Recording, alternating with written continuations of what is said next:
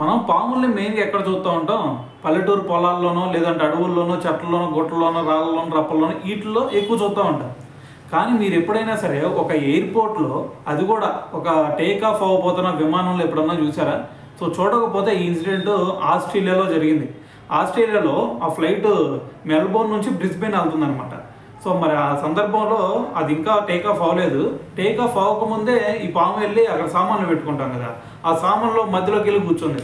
So దీని తర్వాత దీన్ని ఒక సిబ్బంది చూశాడు. ఒరే ఏంద్ర ఎక్కడ పాము ఉందని చెప్పేసి అతను చూసేసి ఫ్లైట్ని కొంచెం సేపు వెయిట్ చేపించి సో ఒక స్నేక్ క్యాచర్ని పిలిచారనమాట. స్నేక్ క్యాచర్ వచ్చి అతను కూడా కొన్ని కష్టాలు పడి ఒక అరగంటకి దాన్ని పట్టుకున్నాడు. సో అరగంట పట్టుకున్న తర్వాత మొత్తం కూడా ఇక ఇంకేమన్నా ఉన్నాయా లేదా అని చెప్పేసి మొత్తం కూడా చెక్ చేసేసి సో దాని తర్వాత 2 hours తర్వాత మళ్ళీ దాన్ని టేక్ ఆఫ్ చేశారనమాట. సో మరి ఇటువంటి ఇన్సిడెంట్లు కూడా అప్పుడప్పుడు జరుగుతూ ఉంటాయి. సో మరి ఇది రీసెంట్గా చూసుకుంటే మనకి ఆస్ట్రేలియాలోనే ఒక ఫ్లైట్లో జరిగిందనమాట.